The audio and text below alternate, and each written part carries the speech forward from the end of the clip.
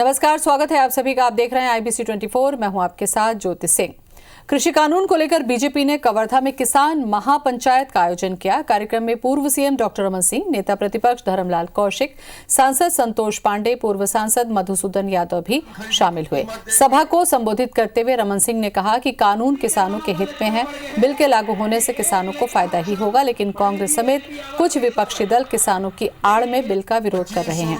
वहीं नेता प्रतिपक्ष धर्मलाल कौशिक ने कहा, किसानों के साथ जो छल कांग्रेस ने 50 सालों तक किया, उससे ये बिल छुटकारा दिलाएगा।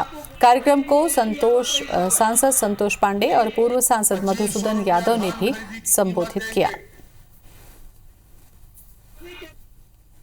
कांग्रेस को विरोध करने का कोई अधिकार नहीं है। 2019 के अपने लोकसभा के घोषणा पत्र में उन्होंने व्यापार के किसानों के लिए राज्य और अंतर्राज्यीय इसका उल्लेख अपने कॉलम में किया है। उसमें दूसरा, कंपनियों को और किसान समूहों को कि किसान को कैसे सहयोग करे, ये दिया हुआ है।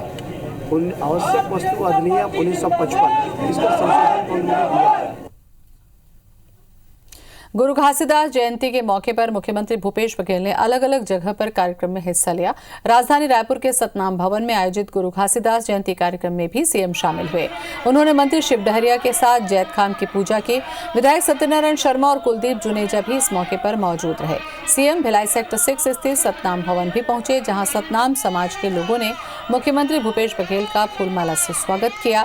मुख्यमंत्री ने गुरु घासीदास की पूजा अर्चना की। सीएम इस मौके पर लोरमी के पवित्र लालपुर धाम पहुंचे, जहां पर 3 दिवसीय मेला पर्व की शुरुआत हुई। इस दौरान सीएम भूपेश बघेल ने सभी समाज को बाबा गुरु घासीदास के बताए सत्य के मार्ग पर चलने की बात कही। सीएम मुंगेली के मोतिमपुर अमर टापू धाम भी गए और गुरु घासीदास जयंती में शामिल हुए। इस दौरान उन्होंने सरकार के 2 साल के काम भी गिनाए। प्रदेशवासियों को सीएम ने गुरु घासीदास जयंती पर शुभकामनाएं दी। इस मौके पर सीएम ने नया रायपुर में गुरु घासीदास संग्रहालय एवं शोधपीठ की स्थापना का ऐलान किया। प्रतियोगी परीक्षाओं की तैयारी कर रहे अनुसूचित जाति के छात्र छात्राओं के लिए 200 बेड का हॉस्टल भी बनेगा।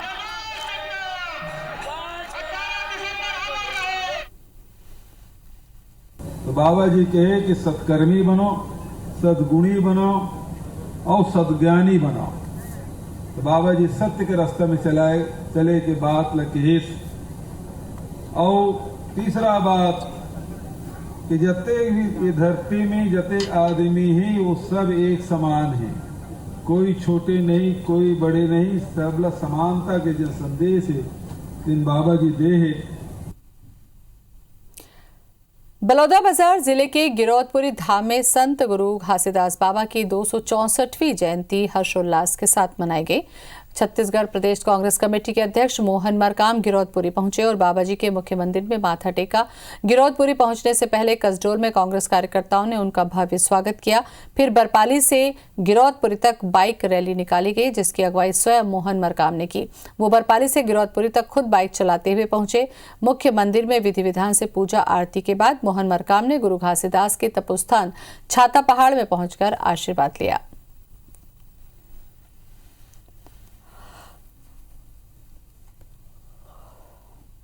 सतनाम पंथ के पंथ प्रवर्तक संत शिरोमणि गुरु घासीदास बाबा के जन्म स्थली गिरौदपुरी धाम में हम लोग दर्शन करने का सौभाग्य मिला है। जो उनका संदेश था मन के एक समान, जो पूरे विश्व में एक संदेश दिया था, जितने भी जाति के एक समान, सबका एक समान का जो संदेश दिया था, कहीं ना कहीं आज पूरे में उनका संदेश गूंजता है।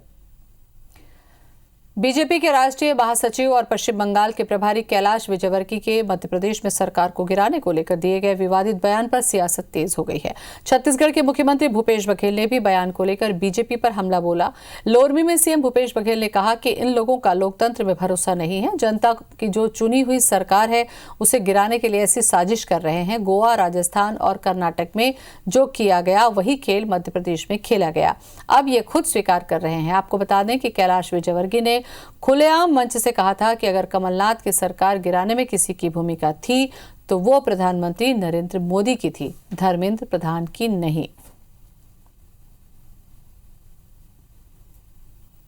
इन लोगों को लोकतंत्र में विश्वास नहीं है। जनता जो चुनी हुई सरकार है उस पर उसको गिराने के लिए षड्यंत्र कर रहे हैं। इसके पहले आपने गोवा देखा होगा, आपने जिस प्रकार से राजस्थान में, कर्नाटक में नॉर्थ ईस्ट में किया गया, वो मध्य प्रदेश में खेल खेला गया है। तो ये खुद स्वीकार कर रहे हैं। तो कहते हैं ना कि खून सर चढ़ के बोलता है, तो जो गलत हुआ, जो लोकतंत्र की हत्या ये है, वो खून सर चढ़ के बोल रहा है।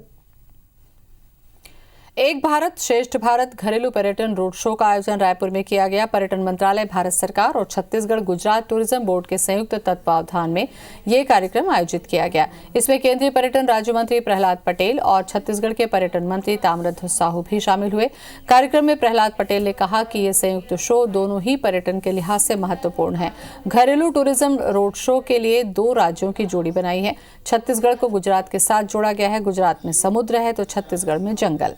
टूरिज्म सेक्टर को कोरोना से काफी नुकसान हुआ, लेकिन अब हमें आगे देखना है कि किस तरह से आपदा को अवसर में बदला जा सकता है। उन्होंने कहा कि राम वन गमन पथ के लिए 7 राज्यों के मुख्यमंत्री से बात कर 300 लोकेशन तय किए गए हैं। वहीं ताम्रध्वज साहू ने कहा कि छत्तीसगढ़ में पर्यटन की दिशा में राज्य सरकार बहुत काम कर रही है। केंद्र से अगर पर्याप्त सहयोग मिलेगा तो इसे और अच्छी तरह से विकसित किया जा सकता है।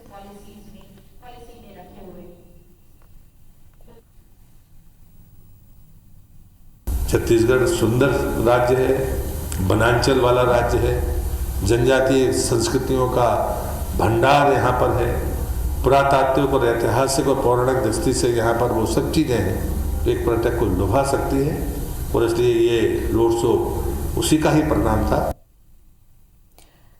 पर्यटन क्षेत्र पर कोरोना की बड़ी मार पड़ी है। इससे फिर से वापस पटरी पर लाने के लिए कई कार्यक्रम किए जा रहे हैं। ऐसे ही घरेलू पर्यटन के लिए एक रोड शो में शामिल होने के लिए रायपुर पहुंचे केंद्रीय पर्यटन राज्य मंत्री प्रहलाद पटेल ने सरकार की योजनाओं के बारे में हमारे संवाददाता स्टार जैन से बातचीत की। केंद्रीय पर्यटन मंत्री प्रहलाद पटेल छत्तीसगढ़ के दौरे पर आए हुए हैं। आज एक भारत श्रेष्ठ भारत कार्यक्रम के तहत वो यहाँ आए हुए थे। गुजरात और छत्तीसगढ़ को एक साथ जोड़ा गया है और टूरिज़्म को, खासकर डोमेस्टिक टूरिज़्म को कैसे डेवलप किया जाए, इसको लेकर ये प्रोग्राम बनाया गया है। उनसे बातचीत करते कि क्या प्रोजेक्ट है, किस तरीके से डोमेस्टिक टूरिज़्म को बढ़ावा देने की चर्चाएँ की जा रही है। मंत्री जी, एक प्रोग्राम के तहत आप यहाँ पर आए थे, किस तरीके का प्रोग्राम है एक भारत श्रेष्ठ भारत और क्या विजन है इसको लेकर? मतलब देखिए, एक भारत श्रेष्ठ भारत, इस पर तो सुनते ही गर्व होता है और गर्व होना भी चाहिए। थीम ये है कि 2 राज्यों को मिलाकर एक ग्रुप बनाया गया है कि हम जो कार्यक्रम करें तो जो हमारा सांस्कृतिक आदान प्रदान है, जो हमारी गतिविधियां हैं, जो हमारे टूर एंड ट्रैवलर्स हैं या होटलियर हैं, वो उन समस्याओं को चिन्हित करें और जो अच्छी चीज़ें हैं उनका आदान प्रदान। पोस्ट कोविड सिनेरियो काफ़ी कुछ बदला है, काफ़ी कुछ चैलेंजेस आए हैं, खासकर टूरिज्म इंडस्ट्री पे सबसे ज़्यादा असर पड़ा है। तो अब क्या चैलेंजेस है, उसको किस तरीके से दूर करने की प्लानिंग है? देखिए, वो चुनौती पूरी दुनिया के सामने है। हम जिस तेज़ी के साथ में उछाल ले रहे थे 2014 में मोदी जी के नेतृत्व के बाद, हम 65वें स्थान से रैंकिंग में 34वें स्थान पर आ गए थे और हम ये मानकर चल रहे थे कि इन 5 वर्षों में हमारी यात्रा 1 नंबर की तरफ होगी। कोरोना ने सबको रोक दिया। राम अवतार शर्मा ऐसे व्यक्ति थे जिनने एक रिपोर्ट प्रस्तुत की थी, 2010 में उन्होंने काम शुरू किया था, तो मैंने उसको अडॉप्ट किया है मंत्रालय की तरफ से। और जिस राज्य का जितना हिस्सा उनकी यात्रा में, उनकी अनुसंधान में आया है, हमने चीफ मिनिस्टर्स को भेजा है।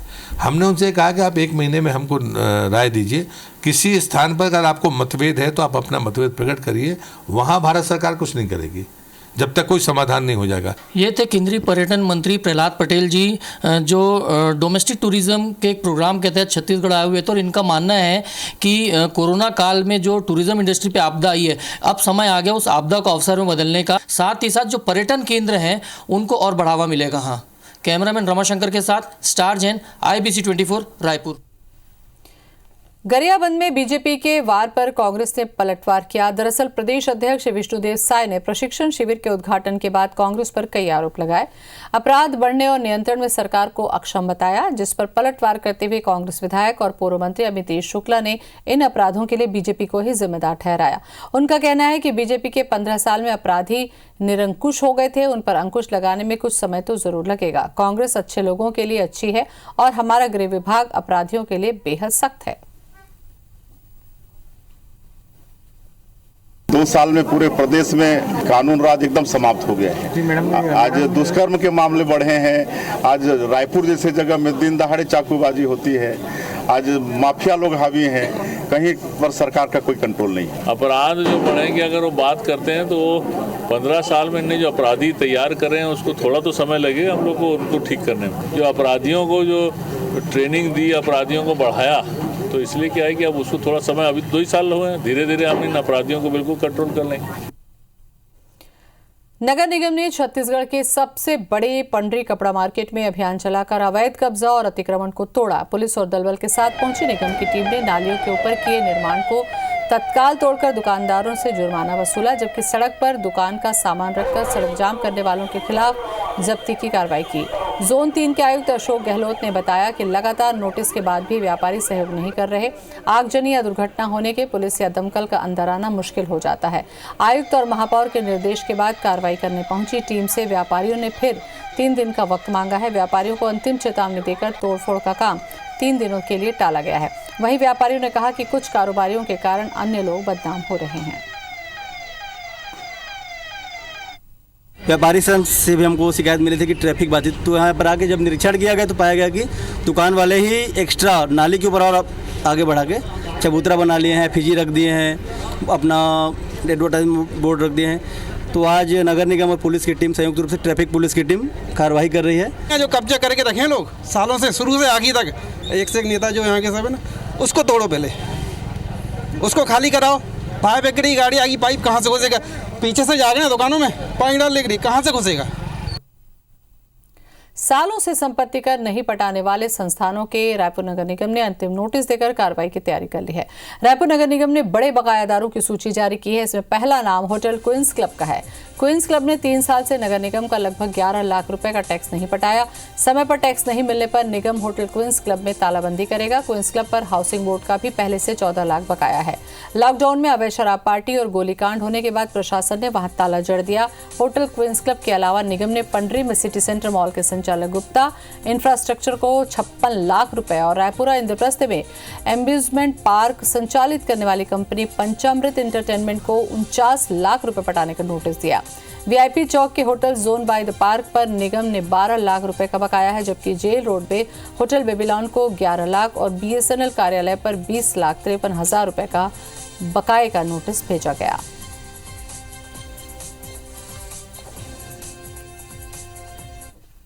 बिलासपुर में एक युवती से गैंगरेप का मामला सामने आया। वारदात को 3 युवकों ने मिलकर अंजाम दिया। पुलिस ने सामूहिक दुष्कर्म का अपराध दर्ज कर आरोपियों को गिरफ्तार कर लिया। घटना सरकंडा थाना क्षेत्र की है, जहां 20 साल की पीड़िता बीती रात सहेली के घर से अपने घर लौट रही थी।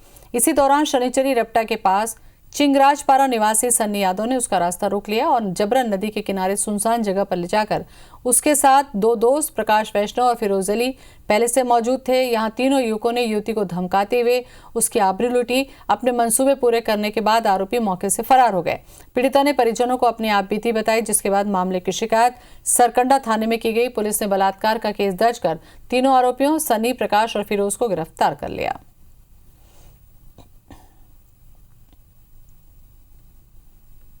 जिसमें थाना में जो है टीम बना करके इन सभी फरार आरोपियों की पता तलाश की जा रही थी और इन तीनों आरोपियों को ही 12 घंटे के अंदर अलग अलग स्थानों से घेराबंदी करके पकड़ा गया है। तो विधिवत गिरफ्तार करके रिमांड किया गया है और इसमें पीड़िता का जो है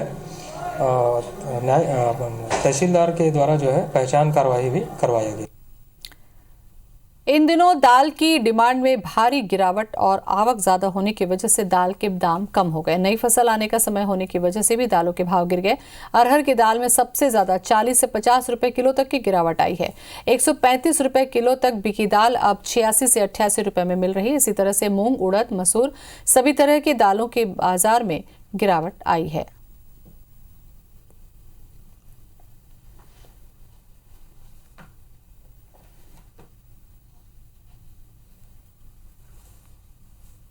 और इसी के साथ बुलेटिन में फिलहाल इतना ही। नमस्कार।